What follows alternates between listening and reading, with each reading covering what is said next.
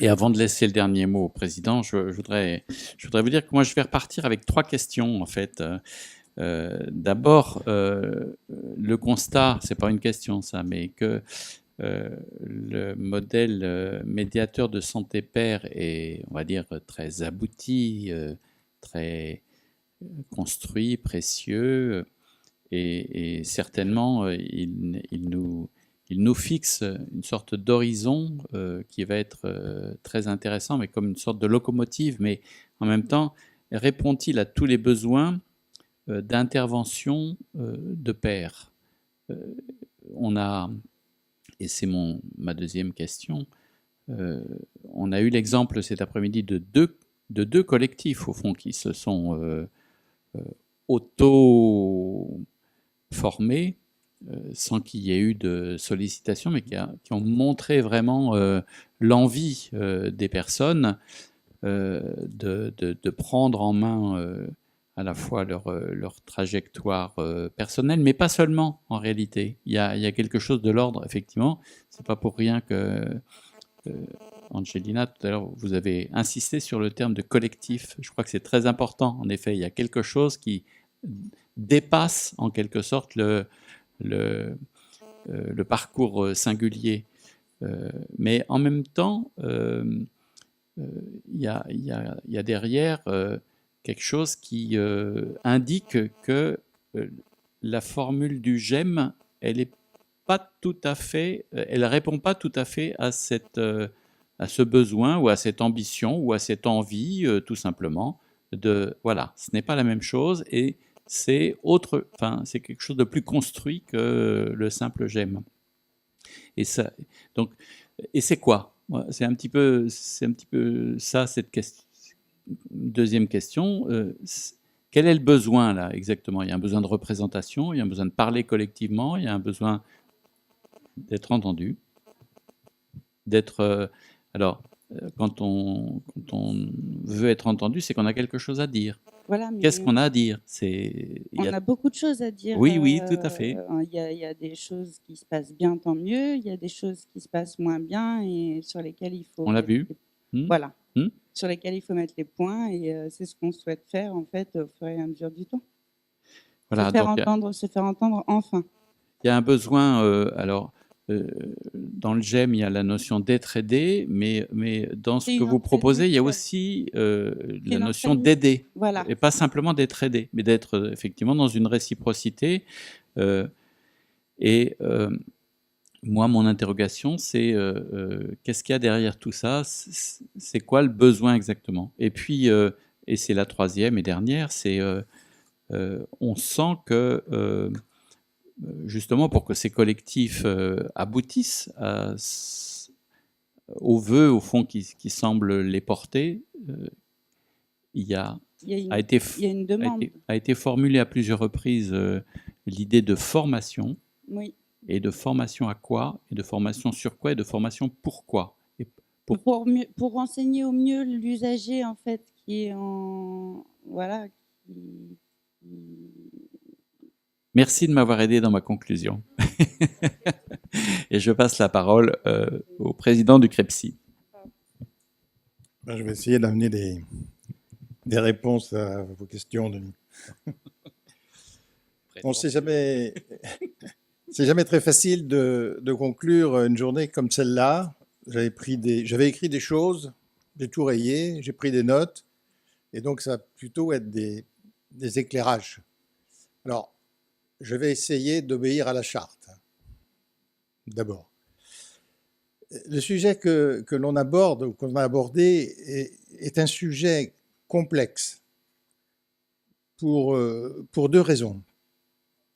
La première, c'est qu'il y a des actions de réaction entre la cause et les conséquences sur la cause, et ainsi de suite. Donc, c'est difficile des fois de savoir où on va aller, avec quels moyens, avec quelle puissance, etc. La deuxième raison, c'est que les interlocuteurs sont, je dirais, avec des moyens au sens le plus large, asymétriques. je prendrais, si vous voulez, une comparaison sportive, peut-être pour éclairer le terme. Si on était dans une composition symétrique, ce qui est souvent le cas, c'est un match de football. D'un côté, il y a les jaunes, de l'autre côté, il y a les rouges. C'est les mêmes règles, il n'y a qu'un ballon, donc que le meilleur gagne, et donc il y a une discussion qui se fait. Une situation asymétrique, c'est d'un côté, vous avez toujours une équipe de football, de l'autre côté, vous avez une équipe de rugby. Le ballon n'est pas le même, les règles ne sont pas les mêmes, les buts ne s'expriment pas de la même façon. Et néanmoins, il faut qu'à la fin, il y ait un résultat. Donc, bon, c'est un peu massif, mais on entrevoit qu'il faut trouver des moyens de dialogue pour que personne n'y perde son âme, mais que néanmoins on puisse s'entendre. Donc, deuxième facteur de complexité. Mais néanmoins, il y a une chose qui est quand même, moi, qui m'a frappé, c'est que tout au long de cette journée, moi, j'ai entendu des messages d'espoir et une volonté d'agir. Et quand on a ça, on a déjà fait une bonne part du chemin. Je ne m'engagerai pas sur la part, mais une bonne part du chemin. Et puis, je vais peut-être répondre à un bout à Denis sur le pourquoi des choses, là, sur le j'aime, etc. Moi, je pense qu'il vient de naître, il est en train de naître une planète. On va dire ça comme ça. Avant, il y avait eu 4 autres planètes que j'ai identifiées. Donc des groupes d'usagers, c'est pas nouveau, qui se sont formés. Et les premiers relèvent d'une organisation, je dirais, centrée sur des partages d'expériences, des troubles et des soins. C'est les alliances qu'on a vues, je dirais, soignants. La deuxième, c'est des groupes qui se sont faits, des groupes de contestation, donc pour protester contre la psychiatrie. Ça a été très fort dans les années 80, 90. Ça ressort un peu périodiquement. Bon, c'est une forme tout à fait honorable. La troisième forme, c'est les groupes de lobbying. Là encore, pour figurer, je dirais, c'est la FNAPSI. Et puis, le quatrième groupe, c'est le GEM. Le GEM, comme son nom l'indique, c'est de l'entraide mutuelle et une affirmation de la différence des GEMeurs. Donc, c'est une chose qui est bien fermée, enfin fermée, très ouverte, mais à un public bien qui accepte ces règles du jeu. Là, hein. Et c'est là que je dis, on voit apparaître, alors on appelle groupe, acteur, planète, un collectif de... Alors, ce qui m'a surpris, c'est que le groupe est en pleine effervescence et on a des pères aidants, des médiateurs pères aidants. Enfin, j'ai entendu une foule de qualificatifs qui en fait montrent la vitalité de tout ce mouvement et chacun cherchant à s'individualiser. Donc, ça, c'est rigolo parce que c'est des réactions de normopathes. Hein. Moi. Donc, c'est très bien. Donc, c'est quelque chose de puissant. Donc, la planète, plutôt la galaxie, va, c'est un mauvais jeu de mots là, va s'accroître. Et puis, je regarde mes notes parce que j'ai écrit ça à la main. Alors oui, moi aussi, j'avais là mes interrogations, mais qui ont été vite levées d'ailleurs.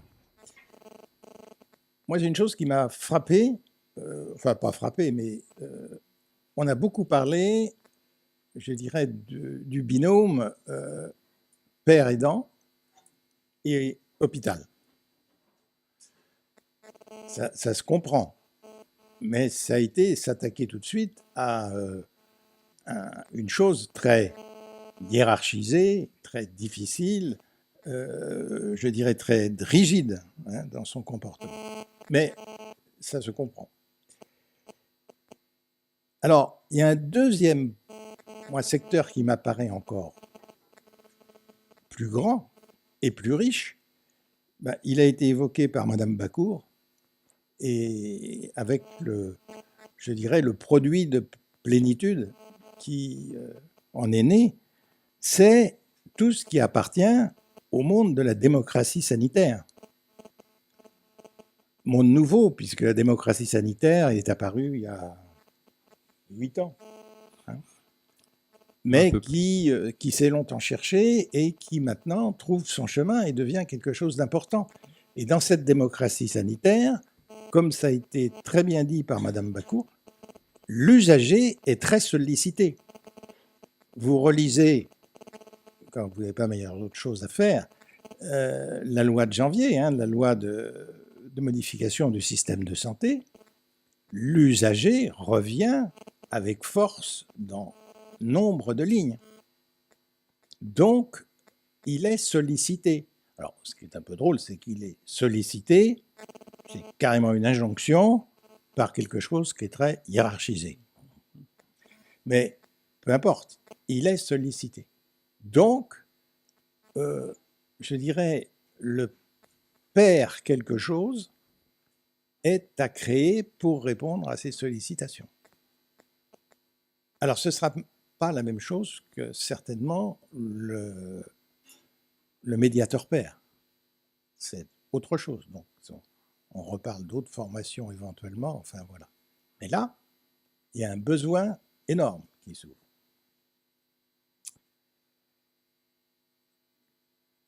Que dire de plus? C'est qu'on le voit, on est quand même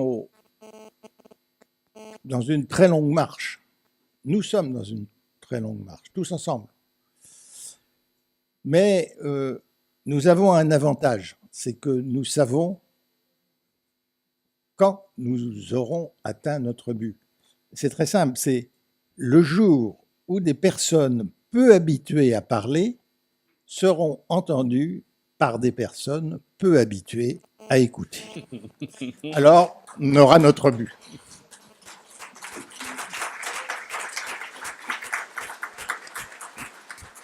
Et merci de votre participation. Merci Pierre.